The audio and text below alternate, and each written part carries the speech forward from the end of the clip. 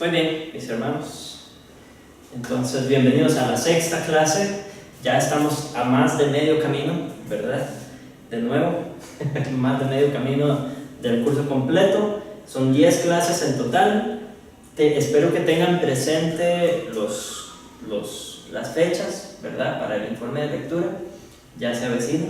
Si no me equivoco, es semana 9. 9, sí. Y el ensayo para semana 10. Entonces, ya espero que ya lo tengan un poquito más presente. Vamos a ver si en el transcurso de este mes logramos hacer algún taller para explicar un poco mejor lo que sería el ensayo.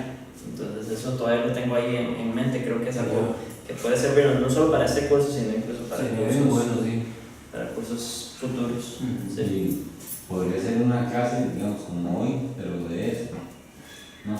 Una clase, no puedo porque el programa está dividido en 10 clases, ¿verdad? Entonces no podría agarrar una clase de estas para eso. Pero a menos que estuvieran dispuestos a quedarse más tiempo, ¿verdad? Para poder cubrir tal vez en 2 o 3 clases, quedarnos al final discutiendo eso. Pero preferiría un taller un día, agarrar, qué sé yo, un martes o un miércoles en la noche y hacer un taller así, un par de horas. Sí, otro día. Sí, creo que es más fácil. Okay. Ok, entonces, hoy vamos a continuar, como les decía, con Tomás de Aquino, la segunda parte de su filosofía, y después vamos a ver algunos desarrollos medievales tempranos para luego entrar a Juan Calvino. No vamos a estudiar a Juan Calvino en su teología, vamos a estudiar básicamente su importancia para lo que nos compete, el área de apologética y epistemología, ¿verdad? El estudio del conocimiento. Y finalmente un poquito de ortodoxia del siglo XVII, no demasiado tampoco. Entonces con eso vamos a empezar. ¿Qué les parece si oramos, Carlos? Dios amado, queremos darte gracias por darnos otra vez la oportunidad de reunirnos. Gracias a Dios porque podemos estudiar a tantas personas, tantos hijos tuyos, oh Dios, que a lo largo de la historia dieron forma poco a poco al pensamiento cristiano como lo tenemos el día de hoy. Gracias también por aquellos que erraron, por aquellos que se equivocaron en su pensamiento, Dios, porque también ellos nos han enseñado muchísimo a ser más fieles a tu palabra y a ser cuidadosos también de los errores que ellos cometieron. Gracias por enseñarnos, oh Dios. Ayúdanos a asimilar todo lo que vamos a ver y que podamos articular de manera adecuada, oh Dios, tu palabra y la cosmovisión que se desprende de ella a las personas que no te conocen. Te pedimos esto en el nombre de Jesús. Amén. Muy bien, entonces vamos con Tomás de Aquino, la continuación. Entramos a lo que son las pruebas de la existencia de Dios, ¿verdad? Ya vimos vimos el argumento ontológico con Anselmo, vimos con Aquino también algunos argumentos cosmológicos, teológicos, etc. Entonces no vamos a repasar tanto los de ellos, vamos a meternos propiamente en los argumentos de Tomás de Aquino, perdón, sí. Él construye sobre Aristóteles. Él agarra el aristotelismo, lo cristianiza un poco, ¿verdad? Y utiliza entonces su filosofía para crear una teología cristiana aristotelizada, para ponerlo así en términos llamativos. Él va a usar la existencia del motor primario, más o menos, ¿verdad? Como la usó Aristóteles. Él va a desarrollar así sus pruebas, Tomás de Aquino. Entonces, él escribió muchas pruebas, y las más famosas están en su Suma Teológica, que es como un resumen de su teología, y las presenta en forma de diálogo. Eso nos hace eco también a la filosofía de los griegos, ¿verdad? Que casi todo lo hacían en forma de diálogo, pues también él lo va a hacer así. Entonces la pregunta es, ¿se puede demostrar la existencia de Dios? Según Tomás de Aquino, sí, mediante 5 vías. Entonces vamos a ver las 5 vías de Tomás de Aquino. Las primeras 3 son cosmológicas, entonces en el apartado A dice cosmológico, ¿verdad? Ahí vamos a ver las primeras 3 y después vemos las demás. Entonces, las pruebas cosmológicas. Dios como causa adecuada o Dios como causa necesaria. A partir del movimiento, dice, todo lo que se mueve debe ser movido por algo. Esto es un argumento cosmológico que parte de la observación del universo, ¿verdad? Entonces, todo lo que se mueve debe ser movido por algo más. Sin regresión infinita de motores, ya que sin un primer motor no habría segundo o tercer motor. ¿Qué es lo que está diciendo? Que si nos vamos hacia atrás, tiene que haber un punto de inicio, no puede simplemente ser una cadena infinita hacia atrás, que no tiene, eso no va a dar una respuesta satisfactoria. Entonces lo que dice es que si hay movimiento, tiene que haber un origen para ese movimiento y no puede ser simplemente que ha habido movimiento desde el infinito, eso no sería satisfactorio. Tiene que haber un primer motor que empujó al segundo, que empujó al tercero, que empujó al cuarto y así hasta llegar hasta donde estamos ahorita. Por lo tanto, hay un primer motor, dice el punto 3, en sí mismo inamovible e inmóvil. O sea, que él mismo no se mueve y que él mismo no puede ser movido. ¿Por qué? Porque si algo lo moviera, entonces nos estamos yendo más atrás. De nuevo, ¿verdad? Es casi igual que Aristóteles. Aristóteles presenta el motor primario, ¿verdad? Básicamente está repitiendo lo que dijo Aristóteles. Entonces, todo evento o todo movimiento tiene que tener una causa o un movimiento anterior. Ok. Aquino está asumiendo que por naturaleza todo está en reposo, ¿cierto? Eso es lo que él asume. Su punto de partida es todo está en reposo por naturaleza. Entonces, si hay movimiento, tiene que haber algo que genere ese movimiento, algo que dé ese empujón. Ahora, la ciencia ya ha demostrado que Tomás de Aquino en ese sentido estaba equivocado, que aún las cosas que parecen estar en reposo, en realidad están en movimiento a nivel molecular, ¿verdad? Eso obviamente él no lo sabía. Si no llegamos a un punto de inicio y la regresión fuese infinita, no tendríamos una explicación satisfactoria. Entonces, eso es a partir del movimiento. El punto 2 es parecido, a partir de una causa eficiente. Es exactamente los mismos pasos que para el argumento anterior. Cada efecto debe ser causado por algo más. No pueden ocurrir efectos sin causas, ¿verdad? Y conocemos eso, causa y efecto. Si hay un evento, ¿qué lo causó? ¿Qué lo ocurrió? Siempre, ¿cómo ocurrió? Pues siempre tenemos eso en mente, ¿verdad? Entonces, de nuevo, no hay una explicación en el infinito, tenemos que llegar a una causa inicial, causa con mayúscula, ¿verdad? Dios. Entonces, el motor primario es también la causa principal de todo lo causado, de todos los efectos. Y el punto 3, a partir de la contingencia del mundo, esto es un poquito más complicado y tenemos que definir qué es contingencia. Entonces, tomen nota de lo que es contingencia. Decir que algo es contingente es decir que depende de algo más, ¿ok? Entonces, nosotros los cristianos decimos, por ejemplo, que el universo es contingente, ¿sí? ¿Por qué? Porque depende de Dios, exacto. Entonces, la Tierra no tiene que existir, pero existe porque Dios quiere que exista.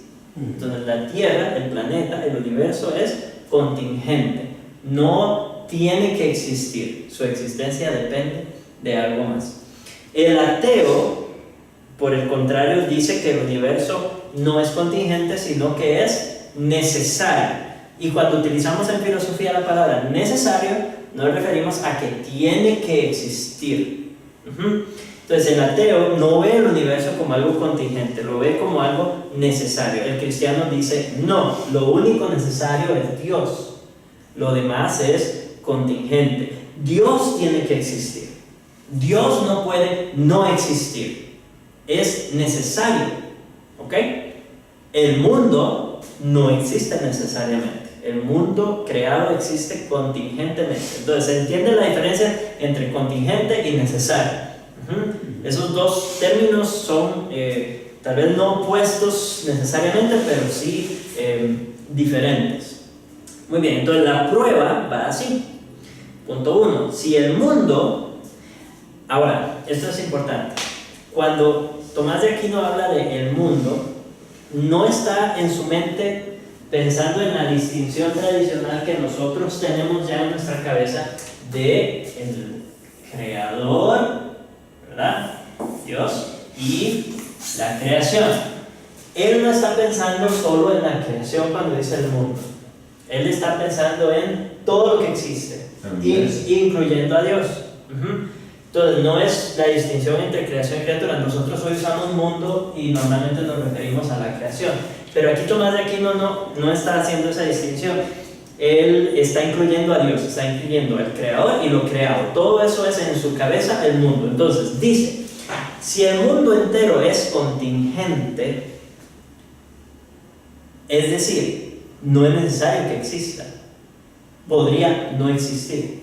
Si el mundo entero fuese contingente, entonces existe la posibilidad de que en algún momento el mundo no existiera, ¿cierto? Porque dada la infinidad del tiempo, esto es un argumento filosófico, si el tiempo es infinito, todas las probabilidades existen o han existido en algún momento, todas las posibilidades. Entonces, si el tiempo es infinito y todas las posibilidades han existido, quiere decir que hay una posibilidad de que el mundo no exista o de que no existiera en algún momento. Ok, ¿se entiende? Más o menos. Okay, entonces, si todo es contingente incluyendo a Dios, quiere decir que en algún momento esto podría no haber existido, incluyendo a Dios, podría no haber existido. Entonces, él dice, el punto 2 es, si alguna vez no existió, si alguna vez el universo no existió, entonces no existiría ahora. Porque en ese momento no habría habido nada que causara su existencia. Si Dios también es contingente, al igual que el mundo creado, entonces en el momento en que no existía ninguno de los dos, no podrían haber llegado a existir, porque habían necesitado una causa, algo que los originara. Pero el universo sí existe. Entonces ahí es donde aquí nos dice, como el universo sí existe, punto 3. Por lo tanto, no todo el mundo es contingente. No puede ser posible que todo pueda no existir. Tiene que haber algo que exista necesariamente. Tiene que haber algo en el universo que tenga que existir para poder generar todo lo demás que es contingente. Sí, lo siguieron. Sí. Es un poquito complicado, pero ese es más o menos el argumento. Y la conclusión es, bueno, eso que tiene que existir, eso que existe necesariamente es Dios. Muy bien, esos son los argumentos cosmológicos. Emilio, ¿vas a decir algo? Bueno, dos cosas. Sí. ¿En qué fecha se desarrolló Aquino? ¿Qué año más o menos? ¿En qué año qué? Vivió, se desarrolló. Tomás de Aquino. No tengo el año en este momento, pero está en la guía anterior. Okay. Ahí aparece, en la guía anterior. No lo recuerdo en este preciso momento. Por todo lo que dice, ¿verdad? Sí. Que se quedamos pensando que se veía, que se sabía en ese momento, ¿verdad? En cuanto a la ciencia. Sí. Recordemos que el avance de la ciencia no es muy antiguo, ¿verdad? Por lo menos no hasta Tomás de Aquino. Y dos, bueno, yo creo que hay una ley, es que no me acuerdo cómo se llama, de la física que por ejemplo, es la fuerza con que, por ejemplo, la Tierra, ¿verdad? Está rotando. Algo tuvo que haberla iniciado Sí, ponerla a rotar. Tiene un nombre, pero ahorita no me acuerdo. Entonces, aunque no lo sabía, ¿verdad? Ya eso existía. Sí. No hay que Sí, correcto. Muy bien. Punto B es otra prueba, es la prueba criteriológica. La palabra criteriológico no la van a encontrar ustedes en ningún libro de filosofía, excepto los de John Frame, porque es él el que la acuña. Él básicamente la está acuñando. Esta palabra, o este argumento que vamos a ver, algunos lo llaman argumento cosmológico, lo meten en la categoría anterior, o lo llaman argumento teleológico. A veces se le llama reversión platónica, ¿verdad? Como al argumento ontológico de Tomás. perdón, que Tomás habría rechazado. Entonces, no importa mucho cómo se le llame, nosotros le vamos a poner argumento criteriológico. Vamos a seguir los pasos de nuestro profe John Frey. Entonces, el argumento se parece al de Agustín cuando él habla acerca de la verdad eterna. ¿Se acuerdan? Que él decía que la verdad no podía no existir, porque incluso si decimos que la verdad dejó de existir, sigue siendo verdad que la verdad dejó de existir. Entonces la verdad no puede dejar de existir. Ese era el argumento de él para defender la eternidad de la verdad. Entonces, el argumento básico: las cosas son más o menos buenas, verdaderas, nobles, etc., ya que se aproximan a un estándar que es el máximo en estas cualidades. Entonces, no se puede tener bondad, no se puede tener verdad sin una norma de bondad, sin una norma de verdad, sino como la reconocemos. Quiere decir que tiene que haber algo más grande, un criterio mayor, parecido a las formas de Platón, ¿verdad? Platón decía que esto era un reflejo de algo perfecto. Más o menos es algo así lo que le está diciendo. Entonces, obviamente, el máximo en bondad, el máximo en verdad, el máximo en virtud, el máximo es superior. Sí, eso es obvio. Platón tenía problemas con esto, ¿verdad? Bueno, no vamos a hablar de la mugre, pero existiría lo más mugriento, sería una forma perfecta para Platón. Lo más mugriento no creo. En fin. Punto 2. Este máximo, ¿verdad? Ese que es superior, es la causa de todas las manifestaciones menores de esa cualidad o de esa calidad de la que estamos hablando. Entonces, la bondad en este mundo, por ejemplo, sería un efecto de esa bondad suprema, quien quiera que sea o donde sea que esté. Es cuestionable este punto, yo sé, no es un argumento muy fuerte. Como mucha fuente, ¿no? Sí, yo no sé, parece un estironazo ahí un poco. Lo del estándar, la norma o criterio es un buen argumento para la existencia de Dios. Sí, Él es el estándar, Él es la norma, Él en su ser es la norma de bondad, la norma de justicia, la norma de verdad. Pero no nos señala necesariamente a Dios hablar de una bondad superior o de una verdad superior, ¿verdad? Entonces, de nuevo, estos argumentos pueden ser muy útiles para los cristianos. Por lo tanto, punto 3, por lo tanto, por argumento causal, el máximo debe existir realmente. Eso es todo, ese es el argumento. Ven cómo no llega a Dios necesariamente. Hay un máximo que tiene que existir. Argumento teleológico, creo que hablamos de esto en algún momento, del argumento teleológico. Es otro tipo de argumento cosmológico que pide una causa suficiente para el fenómeno del propósito. Entonces tiene que ver con el ser, con la naturaleza del ser. Dice, los seres poco o no inteligentes, los árboles, las mesas, bueno, pensemos en las cosas en la creación que no tienen inteligencia, los árboles, las piedras, los ríos, el agua en sí, todos esos actúan para un fin, tienen un propósito, ¿verdad? Entonces, esto no puede ser, dice el punto 2, a menos que sean dirigidos por un ser inteligente. ¿Por qué? Porque donde hay propósito, tiene que haber una inteligencia, ¿sí? No ocurren cosas por casualidad con propósito. Por casualidad no ocurren cosas con propósito. Eso es una contradicción de términos. Serían demasiadas coincidencias. Es correcto, serían demasiadas coincidencias. Es lo que intentan decir los evolucionistas, ¿verdad? Que nuestro cuerpo, que evidentemente es una obra maestra de propósitos, ocurrió por accidente a lo largo de miles de millones de años. Ese argumento, por más años que usted quiera poner en medio, no tiene ningún sentido, es completamente irracional. No importa cuántos años pasen. Entonces, podemos pensar en el sol, la luna, las estrellas, ¿verdad? Todas esas cosas que obviamente no tienen cerebro, no son objetos racionales, sin embargo tienen propósito. Por lo tanto, tiene que haber una inteligencia que los dirige, una inteligencia que les ha dado ese propósito. Han sido programados, un diseño inteligente, han sido programados. Si yo voy por la playa y me encuentro una piedra, no pienso mucho al respecto, ¿verdad? No le doy mucha pelota, pero si yo voy por la playa y me encuentro un reloj, ya es diferente mi proceso de pensamiento y obviamente no voy a pensar que llegó ahí por casualidad, ¿cierto? Que apareció, que es simplemente parte de la playa, que es parte de...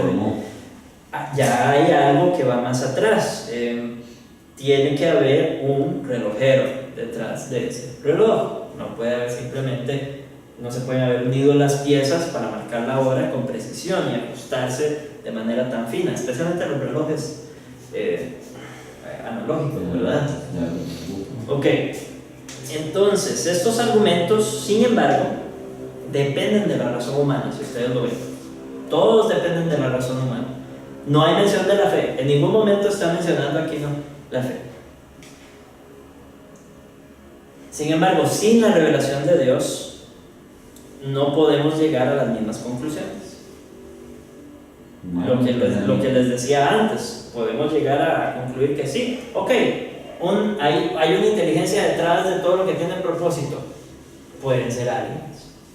Pueden ser aliens muy inteligentes que diseñaron todo eso. Entonces no necesariamente nos lleva a concluir que es Dios, el Dios de la Biblia, no necesariamente. Pueden ser útiles entre cristianos y pueden ser útiles entre personas que están en un contexto de cristianismo donde pueden llegar a esa conclusión porque han sido alimentados por la cosmovisión bíblica, pero usted no puede llevar ese argumento a culturas ajenas al cristianismo. No funciona ahí, no tendría ningún sentido para ellos. Entonces, ¿qué tan grande tiene que ser la causa de este mundo? Por ejemplo, pues podemos hacer esa pregunta. ¿Qué tan grande tiene que ser la causa de este mundo? ¿Tan grande como el Dios de la Biblia? ¿Qué opinan? Vemos este mundo a nuestro alrededor y decimos, por estos argumentos, decimos, no, la causa de todo esto tiene que ser más grande que lo que vemos. ¿Qué tan grande? Aunque sea un poquito más grande, es suficiente. Tengo un compañero que a mí me dice que sí, que él acepta de que hay cosas que se escapan que el ser humano no las ha hecho, pero que él no cree que pueda haber sido solo un Dios. O sea, es muy history, ¿no? Sí. ¿Verdad? Entonces, digo, pero entonces si es Dios, o sea, vos lo estás limitando porque decís que ocupa más Dios, pongámoslo así.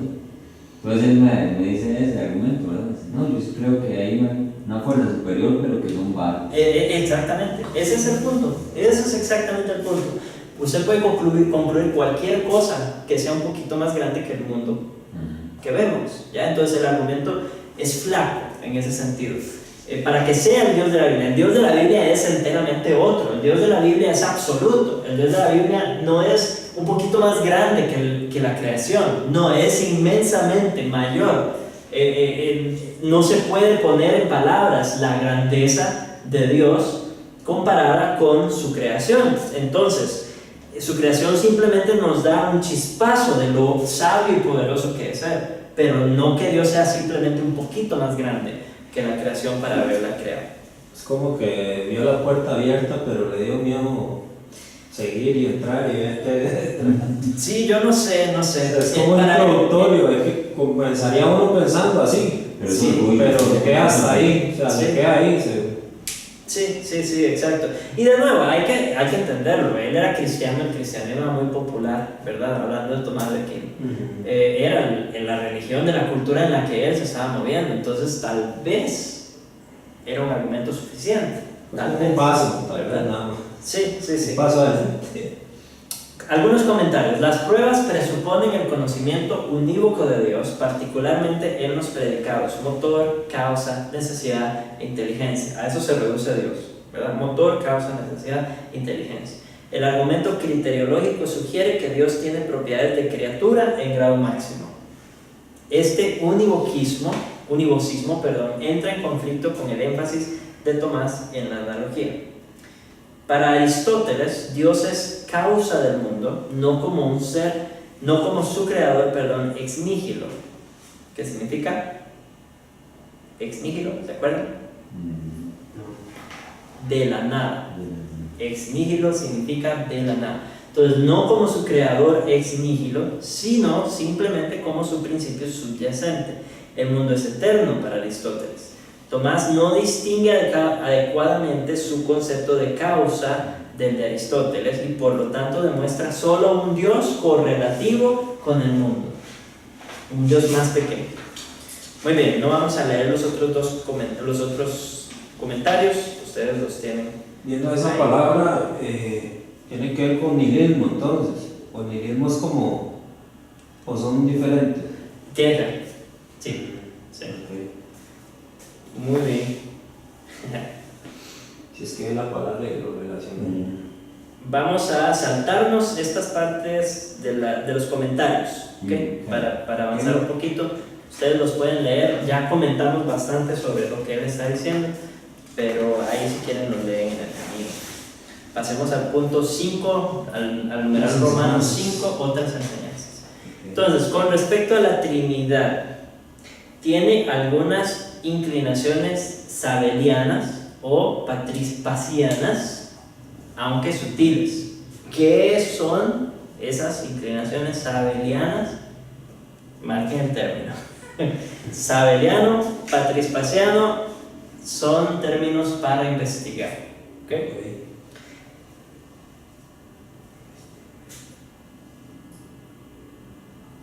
Muy bien. Entonces, tiene que ver un poco con la subordinación de las personas de la Trinidad. Solo les voy a decir eso.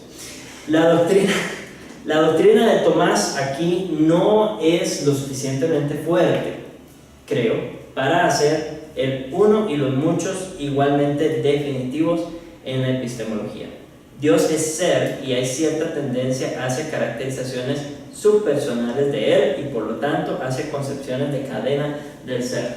Siempre el tema de la Trinidad da lata, ¿verdad? Antes de las definiciones que nosotros hoy tenemos, pero si vemos a los pensadores cristianos anteriores a que se definiera la Trinidad, con un poquito más de claridad, ellos tienden a bajarlos y subir de nivel, ¿verdad? A uno o a otro y subordinarlos de alguna manera, no los ven como iguales, como la misma esencia en tres personas, que es así como lo entendemos nosotros. Y es curioso porque para nosotros ya ahora es sumamente claro, ¿verdad? Y uno de los problemas filosóficos que ustedes van a encontrar en todos los pensadores no cristianos es el tema del uno y los muchos, ¿sí? Incluso se ve más en la política, mucho se ve en la política, el uno versus los muchos. Hay muchas manifestaciones de esto a nivel cultural, a nivel político, a nivel social. Por ejemplo, si ustedes van a Japón tiene un concepto grande del uno, de tal modo que de los muchos, de tal modo que el individuo se pierde. Entonces, yo creo que lo pueden haber visto si han visto películas japonesas o donde se presenta la cultura japonesa. El japonés individual siempre va a buscar el honor del grupo. Nunca va a ser su propio bienestar, o no tienden a ser egoístas en ese sentido. Pues es cuestionar un poco, obviamente, pero el punto es que siempre es más importante la comunidad, siempre es más importante el grupo, siempre es más importante la nación, siempre es más importante Japón que el japonés, que el individuo, ¿cierto? Okay. En Costa Rica pasa todo lo contrario. En Costa Rica es más importante el individuo. Nosotros somos sumamente individualistas, muy individualistas. Nos cuesta trabajar en comunidad, nos cuesta ponernos de acuerdo, nos cuesta buscar el bienestar del grupo.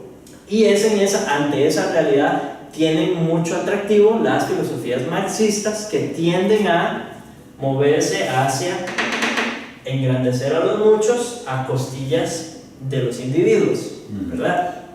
Tienen ese atractivo porque se ha identificado que nosotros no somos así, que buscamos más el individualismo que la pluralidad, buscamos más el beneficio individual, el beneficio de la comunidad. Ahora, siempre está esa lucha. ¿Qué es más importante? ¿Qué es más importante? Esa es la pregunta. ¿Es más importante la comunidad o es más importante el individuo? ¿Qué creen ustedes? De más sea, depende del sentido que se diga, ¿verdad? Para algunas cosas es importante los muchos, pero uno, ¿verdad? También tiene su importancia. Yo no sé, tal vez en la mente mía ahorita están los extremos de ese punto. Entonces, es posible. Me veo. O sea, quiero dar una definición más bíblica, pero tengo conceptos ahí de eso. Okay.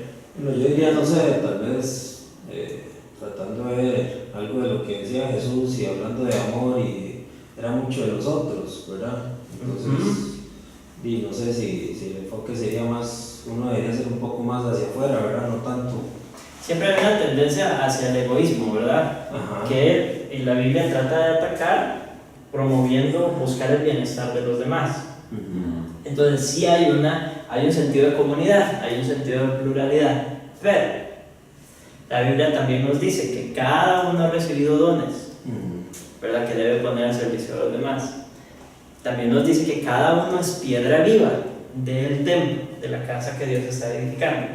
Nos dice que nosotros cada uno somos pámpanos y cada uno lleva fruto, en el sentido que va unido a la vid, ¿verdad? Entonces, si ustedes lo ven en muchas de las metáforas y y de hecho, gran parte de la cosmovisión bíblica, especialmente a la luz de la idea de la Trinidad, que ahorita les muestro cómo tiene relación con esto, hay valor tanto para el uno como para los muchos.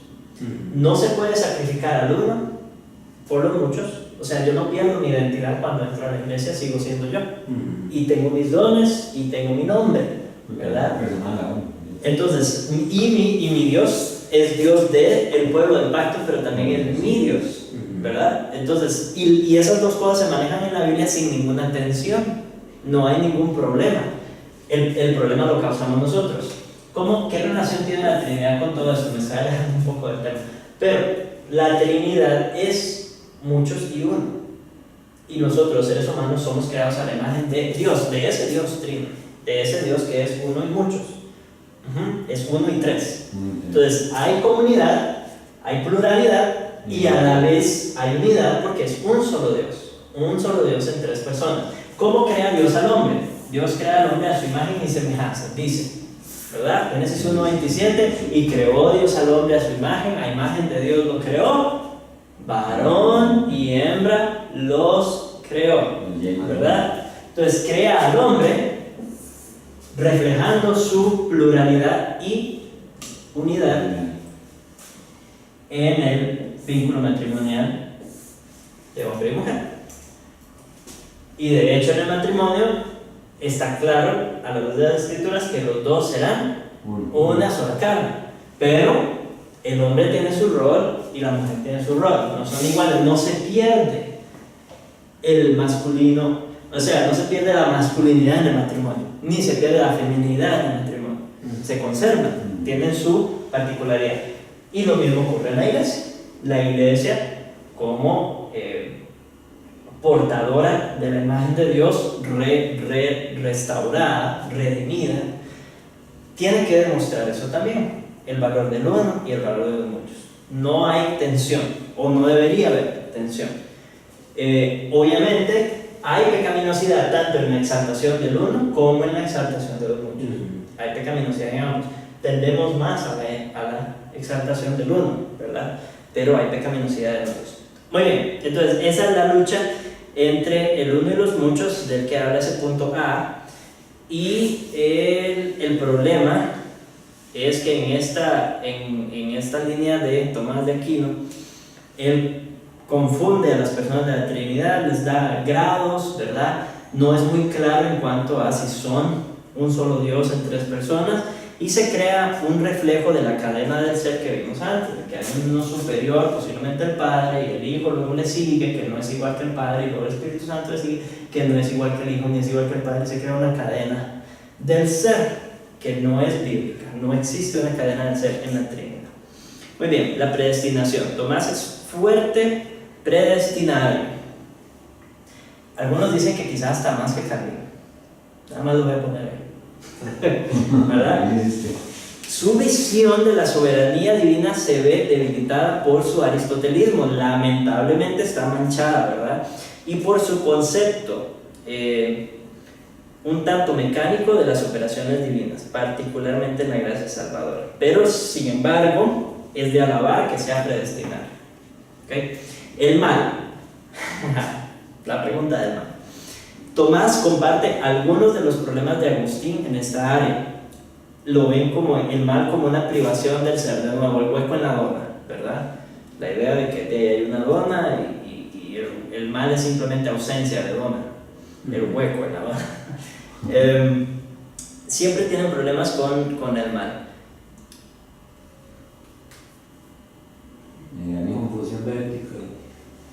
Daniel. Sí, confusión de ética y metafísica, sí. Bueno, antes de que siga avanzando desde el punto anterior, una duda que me queda. Sí. Dos cosas, bueno, ¿De eso? Para ese tiempo sí, ya estaba el credo apostólico, ¿verdad? Sí, correcto, sí. Y dos, digamos, aquí no, me imagino que estábamos estudiando en un lugar muy estricto, o él era uno de los... El punto es que yo no sé si recuerdan de la lección anterior, pero se redescubrieron algunos materiales, documentos de Aristóteles, estaban muy de moda, entonces Sí. Tomás de Aquino dice, yo quiero agarrarlos y usarlos, ¿verdad? Ese fue el error de él, tratar de sintetizarlos de nuevo.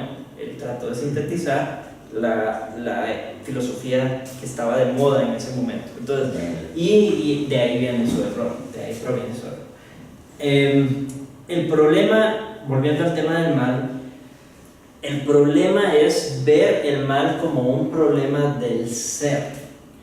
Ese es el error, que el mal es ausencia del ser, ¿verdad? Así es como lo ponen, que Dios hace todo bueno, todo perfecto, y donde no hay bondad, donde no hay perfección, lo que hay es ausencia del ser. Esta concepción debemos criticarla fuertemente porque está confundiendo lo ético, como dice ahí, confusión de ética con metafísica. ¿Recuerdan? La metafísica es el estudio del ser, la ética es el estudio de los valores y la epistemología el estudio del conocimiento. Son las tres ramas de la filosofía. Entonces, el mal no es un problema metafísico, afecta al ser, pero no es un problema metafísico en primer lugar, es un problema ético, es rebelión. El mal es rebelión personal de los seres humanos que desobedecen la palabra de Dios. Es un mal ético, un problema ético. Entonces, tenemos el mal. ¿Cómo podemos trazar por lo menos el origen del mal, incluyendo las cosas malas que ocurren en el mundo, ¿verdad? Que parecen no ser personales, los desastres naturales y parecen circunstanciales, ¿verdad? Y podemos decir como que parecen accidentes, como que no, a veces cuesta hallar de pies y cabeza al tema de los desastres naturales, al tema de las hambrunas, de las sequías, de las pestes, los mosquitos, las moscas, ¿verdad? Esas cosas, y están ahí, y producen enfermedades, y matan, y la gente muere. El mal inicia con la rebelión de Satán y de sus ángeles caídos. Ahí inicia, y luego pasa al pecado humano, que también es rebelión, incitación de Satanás, pero muy a responsabilidad del hombre. Entonces Adán y Eva cayeron y en ellos caímos todos. Rebelión en contra de Dios. Sigue siendo un problema ético. Lo que vemos del mal a nuestro alrededor son consecuencia de la maldición sobre el pecado. ¿Ya? Entonces sigue siendo un problema ético. Sigue siendo el hecho de que es evidente que hay algo mal entre Dios y los hombres. Es evidente, eso es lo que esa debería ser la conclusión a la que llegue cualquiera que observe los desastres naturales, cualquiera que observe las pestes, cualquiera que observe las hambrunas, las sequías, las espinas, los cardos, las guerras, todo eso, pero me refiero más a las cosas en la creación, ¿verdad? Que afectan al ser humano de manera negativa. Desde que Dios dijo, ahora la tierra les va a producir espinos y cardos y van a sacarle el fruto con sudor, ¿verdad? Hay una oposición de la creación hacia el hombre. La creación ya no es nuestra amiga como era por principio. Ahora se nos opone, se nos resiste. ¿Por qué? Por el pecado. Es una consecuencia de nuestra rebelión. Entonces los desastres naturales no pasan porque sí. Los desastres naturales no son accidentes, son un resultado directo de nuestra rebelión contra Dios, como humanidad, como seres humanos, contra Dios. Eso responde un poco al problema del mal a nivel macro. No responde al problema del mal a nivel subjetivo, ¿verdad? Cómo yo me siento y cómo lo enfrento y cómo lucho contra el mal y cómo lo entiendo. Eso queda para el curso de apologética. Desarrollos medievales tardíos. Nos metemos ahora, yo sé que los dejo picados un poco, quise darles un poquito más de luz en esto, para no dejarlos completamente en blanco con el tema del mal.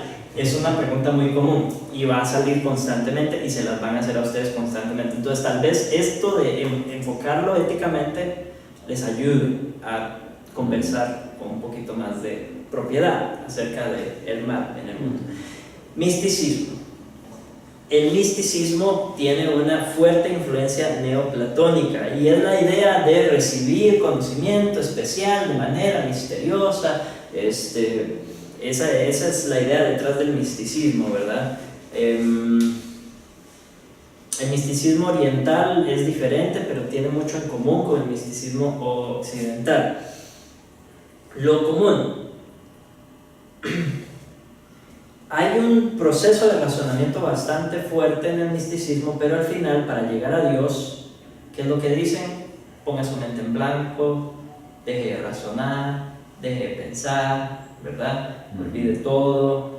Entonces solo se puede conocer a Dios mediante un estado trascendental, místico, un estado alterado de conciencia, parecido a los que sufren drogadictos, en que uno se convierte en uno con Dios y se confunde con Dios, y entonces se rompe esta distinción. Eso es básico del misticismo, ¿verdad? Buscan la unidad y ahí le ponen un montón de nombres, pero buscan la unidad con Dios, la unidad con el absoluto, la unidad con el uno, de nuevo, perdiendo al uno, ¿verdad? Perdiendo su individualidad en esa masa de energía colectiva. Eso lo habla mucho Peter Jones, ¿verdad? Sí, correcto. Este tema es mucho de Peter Jones, es correcto. Es decir, él lo ha ¿cómo se puede decir? Lo ha contextualizado bien, analizando los movimientos culturales presentes a la luz de esto, el resurgimiento del misticismo, de hecho.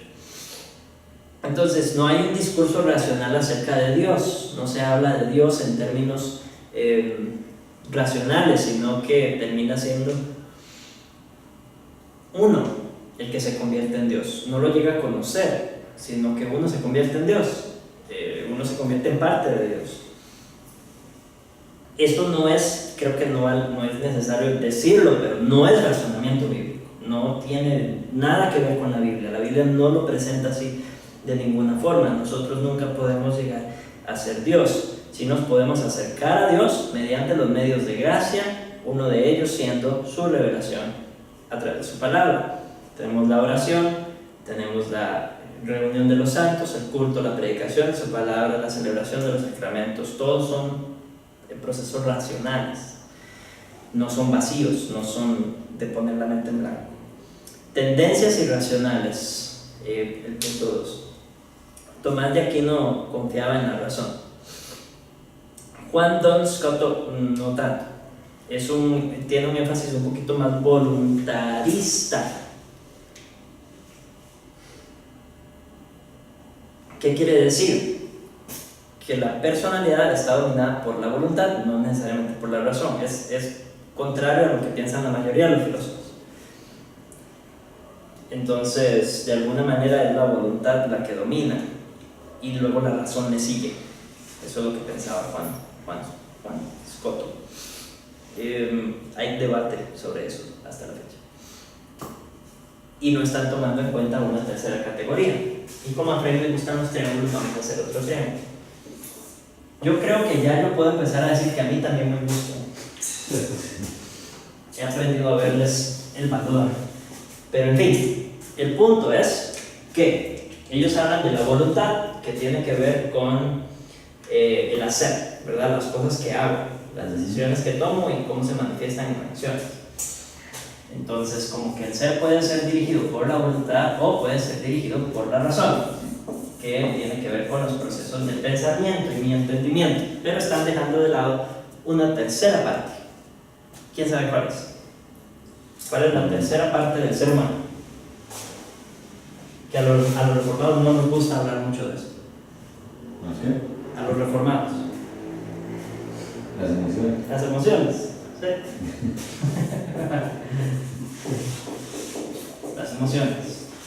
Y hay muchos hoy día que se dirigen por las emociones, ¿verdad? No es ni la voluntad, ni es desde el razonamiento, no, es puramente emociones. Emociones sin pie ni cabeza. Entonces, hoy día muchos enfatizan las emociones y eso es lo que encontramos en la mayoría de las iglesias a nuestro alrededor, un énfasis malsano en las emociones. No que debamos desecharlas, que es el error que ha cometido la iglesia reformada en algunos contextos. Las emociones existen, los salmos están llenos de emociones, la adoración está cargada de emociones, pero son emociones con contenido, son emociones informadas, ¿verdad? Si ustedes ven la carta de Pablo a los romanos, Pablo comienza con una cátedra, es una cátedra sobre el evangelio, ¿verdad? Mucho razonamiento, nos lleva a entender la condición del hombre y luego la ley de Dios, ¿verdad? Y la salvación por gracia, la obra de Cristo, todo empaquetado en los primeros 10 capítulos, 11 capítulos de Romanos. Y cuando ustedes ven Romanos 11, el puro final, ¿qué es? ¿Qué es el final de Romanos 11? ¿Lo tienen presente? Como de ahí alegre por... Se puede leer. Se puede leer porque vale la pena tomar esto en cuenta. Romanos 11, al puro final.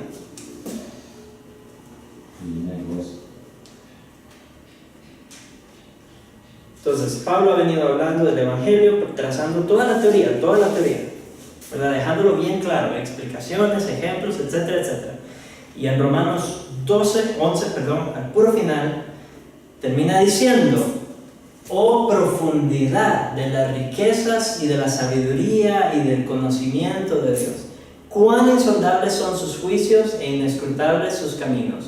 Pues ¿quién ha conocido la mente del Señor? ¿O quién llegó a ser su consejero? ¿O quién le ha dado a él primero para que se le tenga que recompensar? Porque de él, por él y para él son todas las cosas, a él sea la gloria para siempre. Amén. Eso es un himno, es un canto, es alabanza, es una doxología. Eso está cargado de emoción.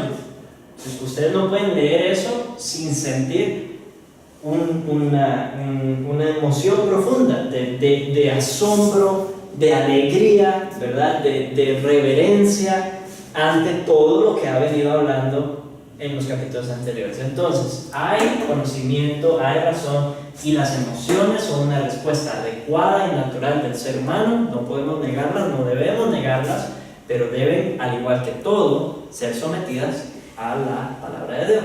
Entonces, podemos responder con alegría, con llanto, con reverencia, maravillados, etcétera, etcétera. Todas esas emociones son válidas. Lo que no podemos ser es emocionalistas. Eso es lo que no debemos ser, pero no debemos negar las emociones. Ese es un peligro.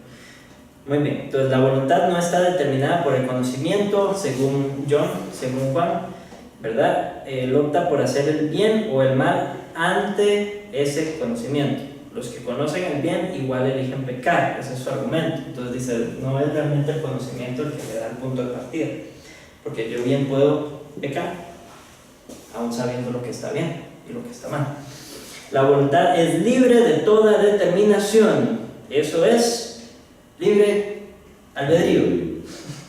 Las decisiones de Dios, ojo, vean bueno, dice, las decisiones de Dios de manera similar no están determinadas por la razón divina. Qué atrevido. Dios podría revocar cualquiera de sus propias leyes, porque no obedecían su razón divina. Y si Él cambia de parecer, cambia las leyes. Entonces, nos dijo no cometerás adulterio hoy, mañana podría decir que está bien cometer adulterio. Y bien de eso. Que no cambia, él es el mismo. Él es inmutable. Y se contradice. Sí, correcto. Muy bien, ok. Numeral 2. Así tenemos menos confianza en la teología natural, menos espacio para demostración racional en la teología. Porque le está quitando la razón y exaltando la voluntad. Guillermo de Ockham. Guillermo de Ockham es famoso por un principio al que llamamos la navaja de Ockham, que él la utiliza para explicar las cosas. Entonces, siempre que se quiere explicar algo, dice, elige siempre la explicación más simple posible, la que haga la menor cantidad de suposiciones, la que asuma la menor cantidad de entidades. Y un ejemplo que me gustó mucho es, si nosotros vemos un árbol y vemos que las hojas del árbol se están moviendo, a los que tienen mente científica y no saben que el viento existe, se les puede venir a la mente la pregunta: ¿qué hace que se muevan las hojas de los árboles? Puede ser que haya ángeles moviendo las hojas de los árboles. ¿Será que hay un ángel por cada hoja? ¿Cuántos ángeles caben en la cabeza de un alfiler? Esa es la manera complicada de responder. Y Ockham dice, no nos pongamos a dar vueltas, no nos vayamos a complicar, busquemos la respuesta que tenga más simpleza, más sencillez y que incluya la menor cantidad de suposiciones y entidades. El viento es suficiente para explicar el movimiento de las hojas de los árboles. Es famoso por su nominalismo. Él dice que solo existen particulares, que no hay universales. Entonces, por ejemplo, si yo digo perro, el concepto perro realmente no existe el concepto general de perro, no, solo existen perros particulares, está Fido, está Fofi, está Capitán, ¿verdad? Cada perro existe, pero no existe realmente un concepto de perro. Es contrario a lo que decía Platón. Ahora,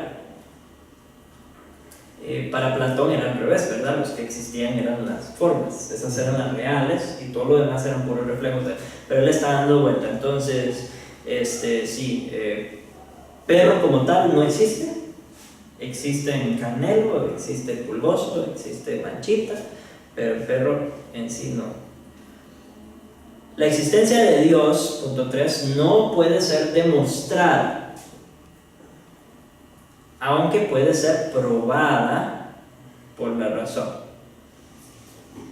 Probada es como dar una demostración probable, no como definitivo.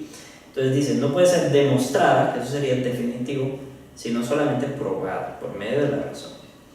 Entonces, los artículos de fe, como la Trinidad, ni siquiera pueden hacerse inteligibles para la razón. No hay una experiencia particular de Dios, ni hay una experiencia particular del alma. Entonces, como no se puede experimentar la Trinidad, hablar de la Trinidad no tiene ningún sentido. Ok.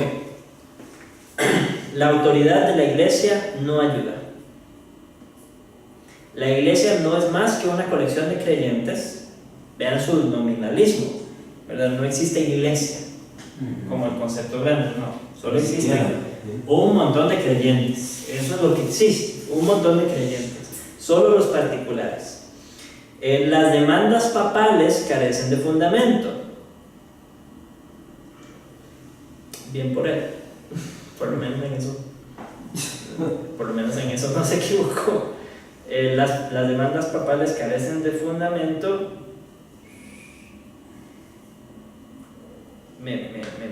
perdón, ya vuelvo. Creo que le di a subir páginas sin darme cuenta. Por lo tanto, creemos lo que creemos por la autoridad de las Escrituras solamente. Sola Escritura, muy bien.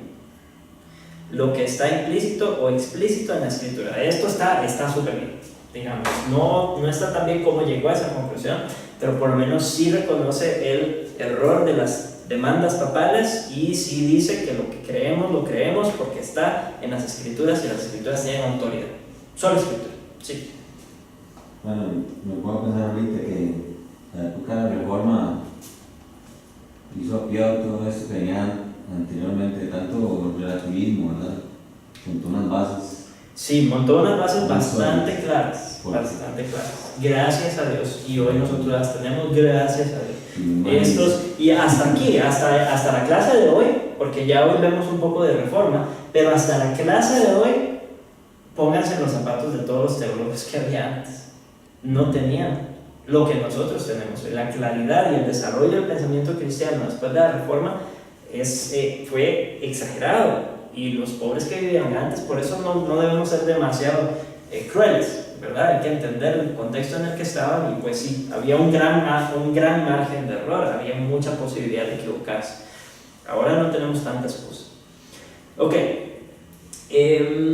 punto 6, comentario. El rechazo de Ockham de la autoridad papal y conciliar, su adhesión a la suficiencia de las Escrituras y su rechazo de la especulación tuvieron gran influencia en los reformadores. De hecho, Lutero dijo: soy de la escuela de Ockham.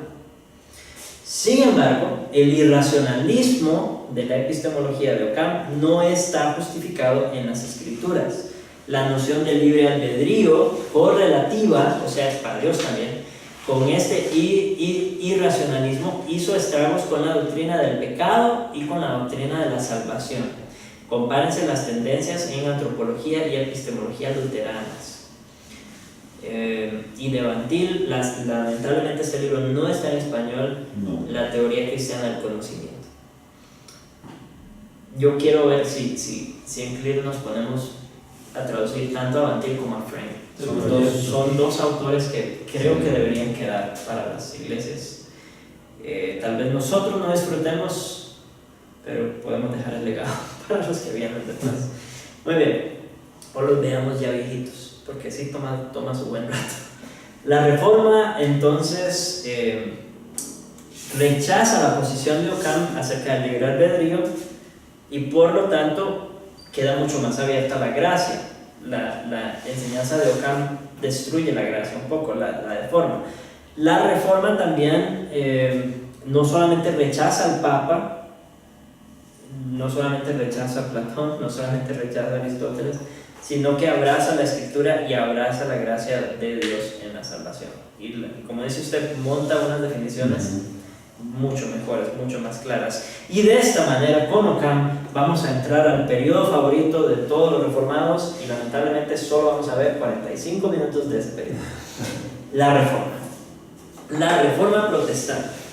No nos vamos a meter en la historia de la Reforma, vamos a estudiar solamente al consolidador. Recuerdan las etapas de todo movimiento de Reforma, ¿verdad? Y ya vimos más o menos cuál es cuál, vimos quién era el sintetizador, quién era el hereje, quién fue el reformador, y ahora nos vamos a enfocar solamente en el consolidador.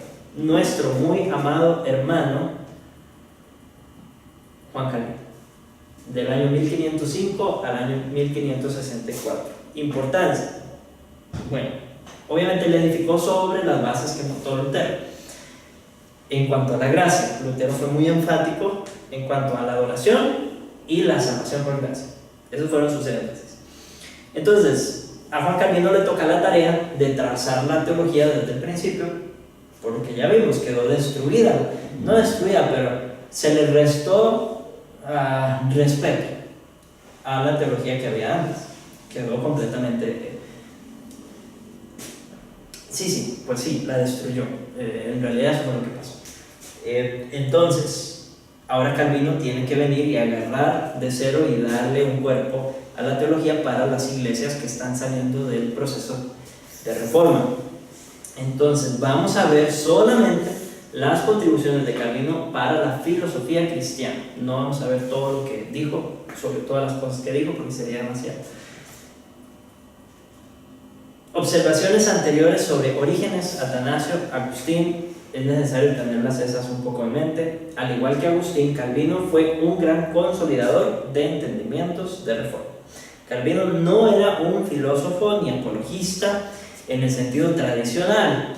Si ustedes le hubiesen preguntado, él no habría dicho ni que era filósofo ni que era apologista, pero sus obras abundan en diálogos imaginarios con varios tipos de incredulidad o de oponentes al cristianismo, al igual que muchas filosofías o muchos filósofos.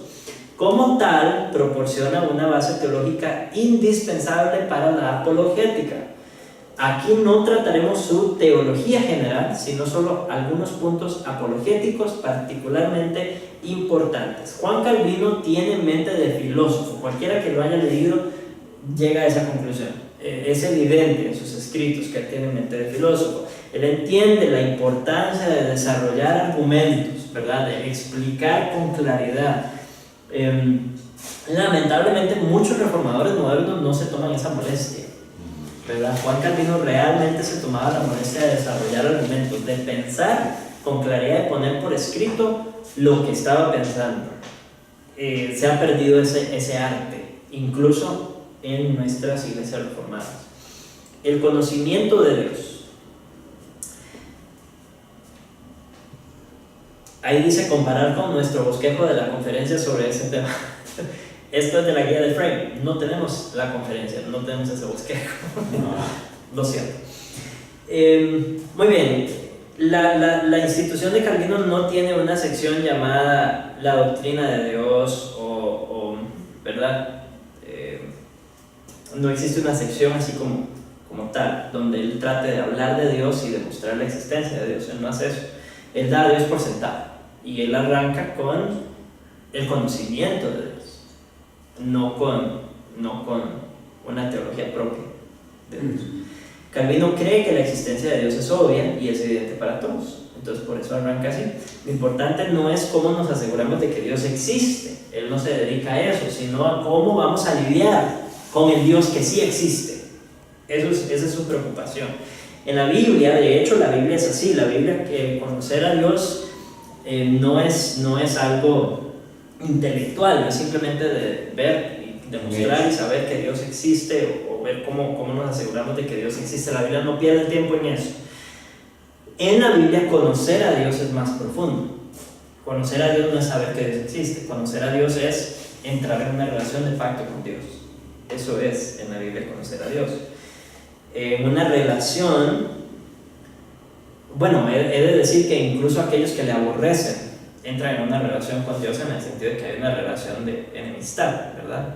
Una mala relación, pero aún en esa relación le conocen y le van a conocer como el Dios del juicio, como el Dios de verdad. En fin, Jesús dice, esto es la vida eterna, que te conozcan a ti, el único Dios verdadero, y a Jesucristo, a quien has enviado. Conocerlo como Señor, como Padre, como Salvador. Entonces vean que no es el concepto abstracto de Tomás de Aquino, de la causa, del motor, no. Calvino tiene un corazón muy pastoral incluso en este sentido. Entonces no se trata de persuasión intelectual, no se trata de convencer a la gente de que Dios existe, no. Se trata de tener una relación con Dios y conocerle como Señor, como Padre, como Salvador. Se trata de un corazón transformado para confiar y para obedecer a Dios. Para Calvino, esto implica reverencia y amor por Dios, no solo asentimiento intelectual. Por lo tanto, a Calvino le preocupa poco si los incrédulos pueden o no llegar a un punto de mover la cabeza y decir, sí, Dios existe, a menos que al mismo tiempo sean sacados del pecado y llevados al amor de Dios. Entonces hay un conocimiento de Dios basado en una relación. El conocimiento de Dios y el conocimiento de uno mismo están interrelacionados. De hecho, el primer libro, ya hemos hablado de esto, el primer libro de la institución habla sobre conocer a Dios y conocer al hombre, conocimiento de Dios y conocimiento de uno mismo. A Dios y al alma, había dicho Agustín. No se puede conocer uno sin el otro. Entonces, vean cómo lo aterriza, lo personaliza a Dios, lo coloca en una posición de inminencia, en que Él se relaciona con su pueblo, se relaciona con su iglesia. Comentario de: aunque algo anticipado en Agustín y en el Prologio de Anselmo, este enfoque supone un avance real. Trae las perspectivas existenciales y normativas a la apologética con toda su fuerza. Ahora la apologética debe tratar con el hombre interior, no solo con las evidencias externas. Debe apelar a la persona completa, no solo al intelecto. Y debe traer el mensaje autoritario de salvación de Dios, no una noción desnuda de existencia divina. Otro nivel. Otro nivel totalmente. También enfatiza la comprensibilidad o amplitud de la revelación. La visión de la soberanía divina de Calvino le permite, por primera vez, declarar que todas las cosas son completamente reveladoras de Dios. Dado que Dios lo controla todo lo que Dios hace, lo revela. Este concepto no estaba tan profundamente aplicado en los teólogos anteriores, tal vez ni siquiera conceptualizado apropiadamente. Como solo el plan de Dios determina la naturaleza, vean el concepto tan alto que pone de la soberanía de Dios, el Dios como el que está al control de todo. Como solo el plan de Dios determina la naturaleza, la historia y la vida individual, Dios se revela claramente en todas estas áreas. Entonces Él se revela en la naturaleza, se revela en la creación, se revela en los eventos en la creación, se revela en la historia general y en mi historia particular, y se revela en ese sentido en mi vida individual, en la vida de cada uno. Así Calvino abre la gama completa de la realidad creada a la apologética. Todos los hechos son evidencias de Dios. Eso lo tenemos que grabar en nuestra cabeza. Todos los hechos son evidencias de Dios, no meramente hechos de la casualidad, de la teología, etc. Comprensibilidad o amplitud del pacto como definición del calvinismo. Todas las áreas de la vida. Mete todas las áreas de la vida en el campo apologético. Y esa es, en principio, la apologética reformada. Bueno, viendo hasta Calvino, yo imagino que él tuvo gran oposición no solo de la Iglesia Católica, sino de un grupo de la Iglesia, porque venían con todas esas creencias de varios filósofos y me imagino que estaban muy cómodos en relativismo, metidos con la Iglesia, y llega Calvino con todo esto y... Sí, no se nos dice mucho al respecto, ¿verdad? Él recibe mucha oposición. En Ginebra no le fue tan bien, ¿verdad? Al principio, y terminaron sacándolo, y luego porque él trató de aplicar el cristianismo a la vida civil y no les gustó. Les gustó en teoría, en un principio, pero luego no les gustó y terminan sacándolo. Sí. Y luego, para vergüenza de ellos, terminan invitándolo de vuelta, ¿verdad? Y le dicen, no, sí necesitamos su ayuda. Pero sí, no sería raro imaginar que sufrió oposición, porque no quiero exaltar a Calvino, ¿verdad? No vamos a caer en esa posible idolatría, pero esa lucha se desprende del hecho de que Calvino, por la gracia del Señor, logró extraer y poner en palabras y aplicar en gran medida su alto concepto de la soberanía de Dios, su alto concepto de la palabra de Dios. Y esos conceptos altísimos que deberían definir o caracterizar a los reformados y las iglesias reformadas, la soberanía de Dios, la palabra de Dios, son muy contrarios a nuestra naturaleza pecaminosa, por no decir completamente opuestos, ¿verdad? Entonces hablar de la soberanía de Dios me deja a mí sin control. Hablar de la gracia de Dios en la salvación me desarma a mí de mi posibilidad de ganarme mi salvación. No me la puedo ganar entonces. Hablar de la autoridad de las escrituras me quita a mí toda autoridad. Y dice que entonces yo no tengo ninguna autoridad. La autoridad la tienen las escrituras. Mi intelecto, mi raciocinio pierde su autoridad. Que es lo que se trata de conservar en el arminianismo. En el arminianismo se trata de conservar esa idea de que si no me parece, no me gusta, específicamente el tema de la predestinación, el tema de la salvación solo por gracia, como no me gusta, mi intelecto es superior a las escrituras, entonces decido que no es así. La rica filosofía. Es correcto, entonces le estoy dando vuelta, ya no es la Biblia sobre mí, sino yo sobre la Biblia, y lo que la Biblia enseña se tiene que ajustar a lo que a mí me parece lo mejor, en lugar de reconocer mis limitaciones y someterme a la escritura.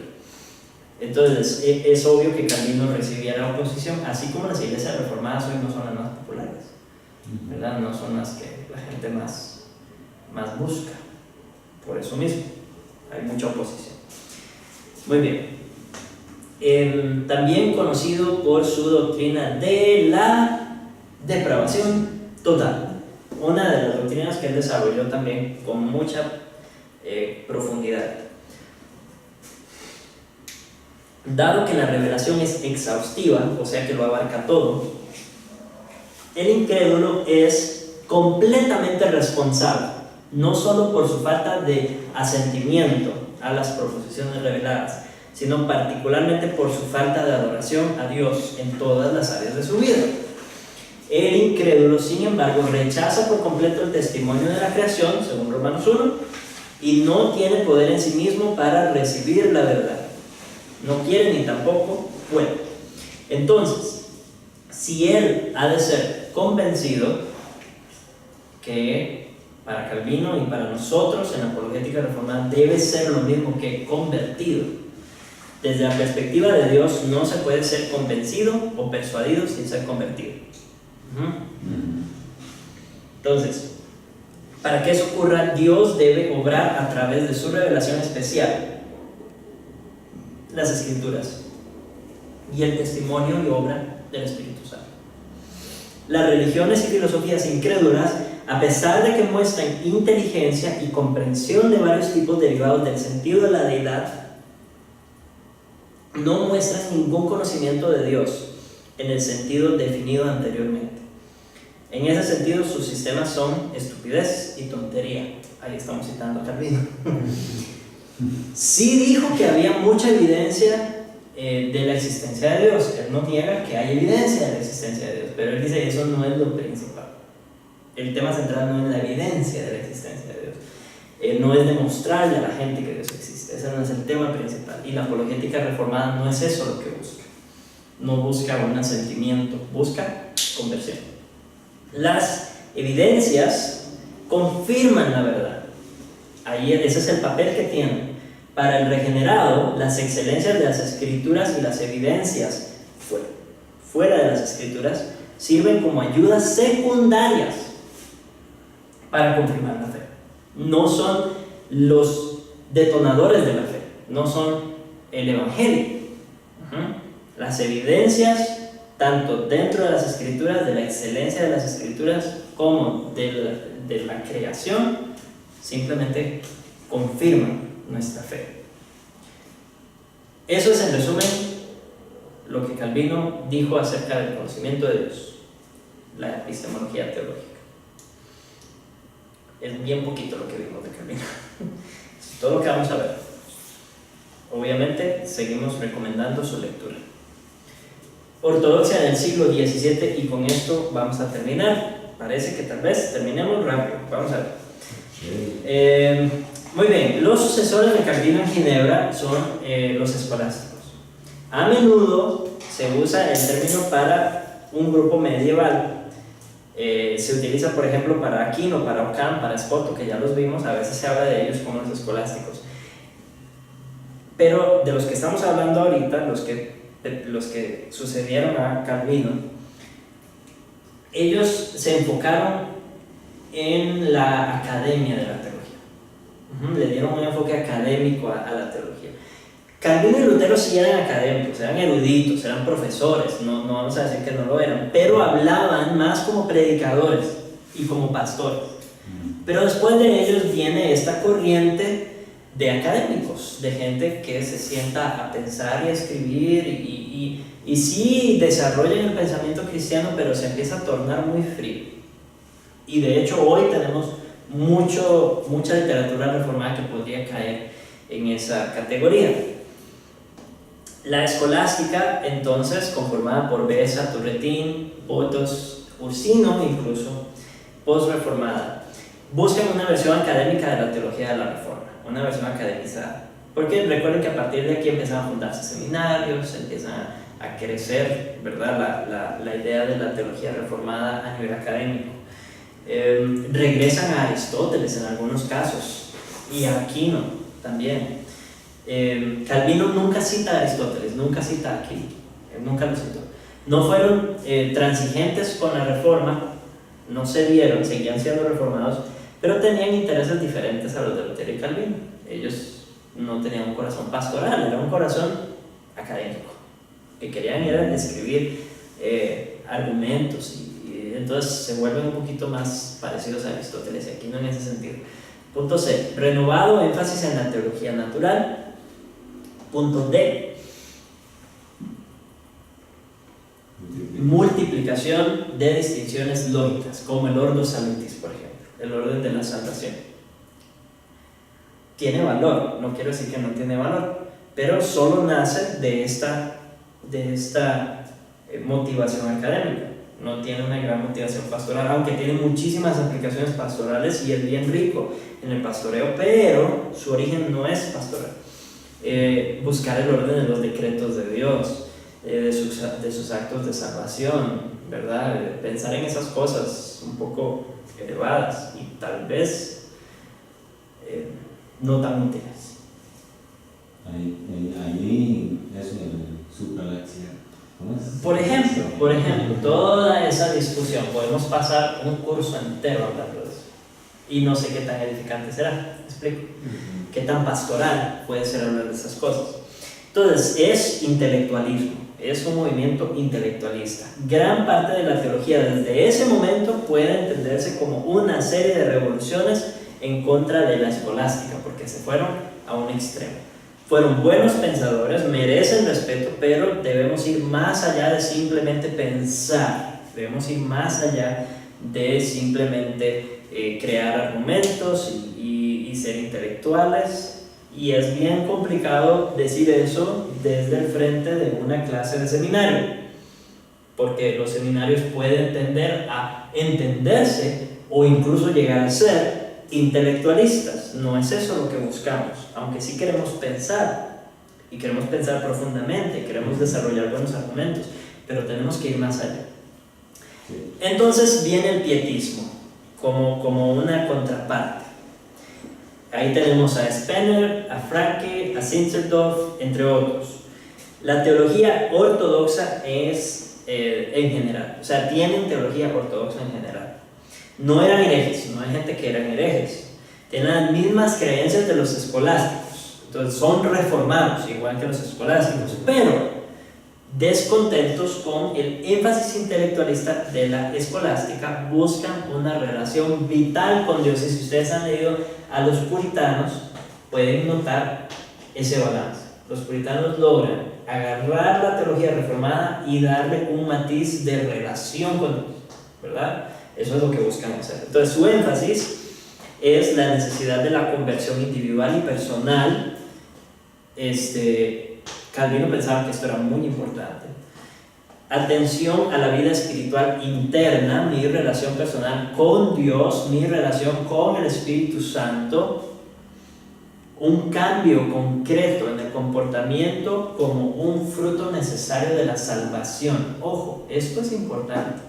Se ha perdido de vista esto en muchos círculos y creo que tenemos hermanos dentro de nuestras iglesias que creen que porque tienen el conocimiento, que porque saben la doctrina reformada, entonces son cristianos. Pero la conversión La salvación rinde frutos más allá del intelecto.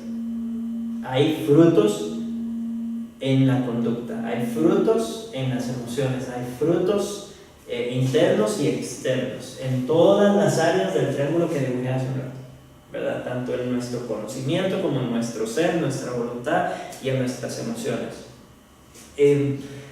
Muy bien, hay un énfasis entonces en el evangelismo y en las misiones. Y también en las reuniones informales para el desarrollo cristiano, cultos de oración, estudios bíblicos, discusión de los sermones, la colegia pietatis, ¿verdad? O colegios de piedad. Eso era lo que hacían, reunirse. Imagínense que fuésemos al culto el domingo y luego un día entre semana nos reunimos para hablar del sermón y para discutir qué hemos aprendido del sermón, qué desafíos nos trae el sermón, para hacer estudios bíblicos, para hacer reuniones de oración. En algunos círculos cristianos nos llevan a adelantar en estas cosas, ¿verdad? Las células y todo ese tipo. Correcto. Ahora, yo no creo que sea sabio poner a cualquier patas vueltas a dirigir un estudio bíblico, incluso una discusión de un sermón, que ese es el error que se comete en las células. En las células ustedes dicen, yo quiero abrir una célula, ¿verdad? Cualquiera puede abrir una célula. Y no se sabe qué se está enseñando, si la persona realmente está preparada, si es un neófito, si ha avanzado en su conocimiento de las escrituras. Entonces yo creo que esos son temas a valorar, pero sí hemos perdido esa riqueza de esas reuniones informales, de esos espacios de comunidad, donde hace poco hablaba con un amigo sobre esto. A veces en los círculos reformados ni siquiera vale la pena hablar de reconciliación, porque no tenemos el espacio para enojarnos. Sí. ¿Verdad? ¿Dónde nos vamos a enojar si solo nos vemos el domingo? Entonces no nos peleamos, todos nos llevamos súper bien. Hay otro tipo de convivencia como para que genere... Exacto, incluso para que genere fricción y nos obligue a aplicar lo que conocemos, porque el conocimiento está muy bien. Bueno, en teoría, ¿verdad? Ok. De hecho, la institución de Calvino era llamada la Summa Pietatis, el resumen de la piedad. Vean que no lo ven como un libro intelectual, lo ven como un libro de vida espiritual. Tenía una relación muy íntima con Dios. Su sello, de hecho, el de Calvino, era un corazón sostenido, ¿verdad? La mano sosteniendo el corazón. Mi corazón te doy pronta y sinceramente. No es mi intelecto te doy pronta y sinceramente, aunque el hombre era un erudito. Era mi corazón, piedad, espiritualidad, devoción. Muy bien, evaluación. Lamentablemente, la separación se dio, la separación entre los grupos. Yo personalmente tengo una inclinación hacia la academia, ¿verdad? Si pensamos en estos dos extremos, está el academicismo y está el pietismo.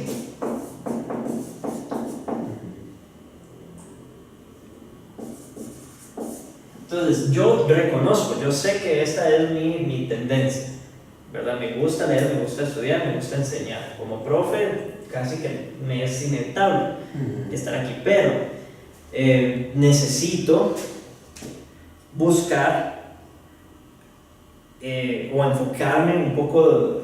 ¿Cómo lo puedo poner? Esto se me da fácil, para esto me tengo que esforzar. ¿Me explico? Digamos, yo no tengo que darle muchas vueltas a ver si, tengo que ponerme a estudiar, necesito. No, eso me gusta, eso se me da naturalmente. Esta parte es en la que yo sé que me tengo que esforzar. Espero estar haciendo un buen trabajo, sé que puedo hacerlo mejor siempre, pero yo sé que esta parte es en la que requiere un poco más de esfuerzo. ¿Qué es lo que deberíamos buscar en el seminario? ¿Cuál debe ser nuestro propósito? Lo he dicho varias veces, lo continuaré diciendo, y este es mi propósito personal y espero que sea el de ustedes y el de todos los estudiantes: ser teólogos piadosos. Teólogos piadosos. Es que en mi caso, bueno, cuando yo empecé en el cristianismo, me fue más por el otro lado, ¿verdad? Evangelizaba mucho, la iglesia me prestaba por eso, ¿verdad? Claro. Hasta tuve misionero y todo eso, pero sea, algo dentro de mí haga para el otro lado. Entonces a veces me quedo pensando, ¿verdad? Y le pido a Dios que si ese es mi llamado, porque también veo mucha gente que está deseosa de servir a Dios, pero no tiene conocimiento. Entonces digo, si a mí me gusta enseñar, me gustaría prepararme para enseñarles, ¿verdad? Y a veces pienso eso, que no sé si fue una etapa o ahora yo entiendo que uno debe tener las dos, ¿verdad? Pero fuertemente antes tenía una y ahora tengo la otra. Hay algo que ocurre naturalmente cuando uno descubre la fe reformada, es que se quiere empapar, ¿verdad? Se quiere meter en los libros, estudiar, aprender, crecer en su conocimiento, porque tiene ese énfasis y está bien. Entonces es posible que sea por eso que ahora sentís una inclinación más fuerte hacia estudiar y conocer, ¿verdad? Eso es lo que me estás diciendo, que eso es ahorita. Sí. Y antes había aún más, una intención más de hacer, de buscar a los perdidos, de evangelizar, y poder sentir como que eso ha bajado fuerza, ha perdido fuerza. Ha bajado fuerza. Sí. Siempre lo he tenido, ¿verdad? Me acuerdo que yo leía libros reformados, como sabía que eran reformados. ¿Verdad? Por el mismo, me acuerdo que alguien era el doctor mío. Siempre me conseguía libros y yo le compraba, leía y sí, pero a veces hasta me decían que no era bueno, ¿verdad? No debería existir esa tensión. Deberíamos buscar ser teólogos piadosos, informarnos, aprender, estudiar, pero no perder de vista nuestra conducta, no perder de vista el evangelismo, no perder de vista la devoción, el amor a los demás. Eso puede ocurrir si nos encerramos en torres de marfil de conocimiento y olvidamos la vida cristiana, el andar cristiano. Pero la verdad es que, disculpa, pienso que, bueno, en la parte académica es mejor empezar por ahí, porque, ¿cómo decirte? Ya uno entiende, ¿verdad? Eso que uno está explicando, entonces ya uno lo lleva, digamos, hay gente que yo le he empezado a hablar de los reformados, no sé, si de una forma diferente, ok, y dice, qué bueno, yo me imaginaba otra cosa, ¿verdad? Sí. Pero, por ejemplo, un chaval ahí medio, y yo digo a veces, y esa es la otra pregunta que tenía, ¿por qué la historia y por qué el cristianismo, ¿verdad?, en algunas áreas es tan cruel con Calvino? Que se tiene un Calvino intelectual, y ahora que vos nos explicás esto, ¿verdad?, que más bien, Sí. yo dije, sí, o sea, que injusto de que lo conozcan por intelectual y no por... Y muchos de los que lo critican nunca lo han leído. Exactamente. Yo eso es lo que les digo, cuando alguien me critica a Calvino, critica a Lutero, critica a cualquiera, yo le digo, ya lo leyó, o está simplemente repitiendo lo que ha oído, o está repitiendo lo que leyó de alguien que escribió acerca de. No, necesita leerlo a él. Eso es lo más justo que podemos hacer para conocer realmente a un teólogo, leerlo Claro. a él. Sí. Anímelos a leerlo, que empiecen con su institución. A ver qué piensan. Entonces, ambos énfasis deben estar en nosotros como reformados, ¿verdad?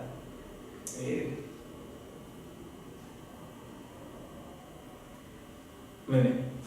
Necesitamos de todo. Bueno, aquí son dos, ¿verdad?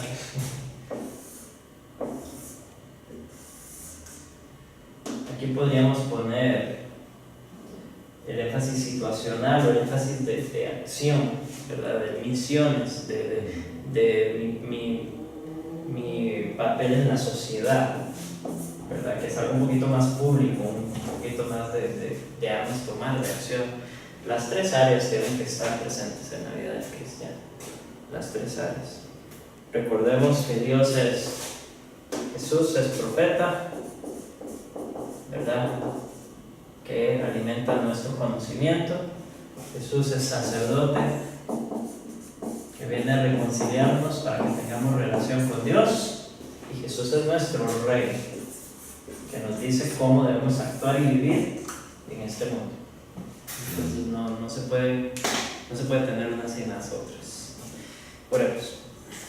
Dios, te damos gracias por darnos este día, por darnos esta oportunidad de estudiar a estos grandes pensadores, Dios, y nos quedamos ahorita con el sabor de Calvino, Padre, y de su corazón pastoral, el énfasis que dio de de la importancia de la conversión, la importancia de la relación contigo a nivel personal, la importancia de la salvación y sus frutos, conocerte a ti como Padre, como Salvador, como Señor, como Creador. Todas esas cosas que pueden perderse a veces en la academia, pueden perderse en el intelectualismo. Ayúdanos, oh Dios, a no caer en una cosa o en otra, sino que podamos ser verdaderamente teólogos piadosos, Dios.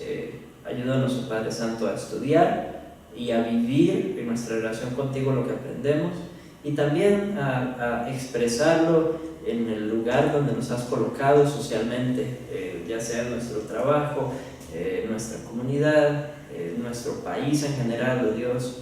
Ayúdanos a hacer luz en medio de las tinieblas también.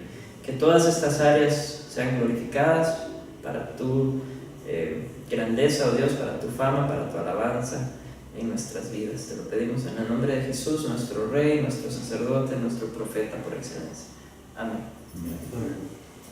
Muy bien, ahí tienen la tareilla. Y salimos faltando días, vean. Faltando días, esto es un récord. Sí. Deberíamos celebrar. Sí. Deberíamos celebrar 9 minutos.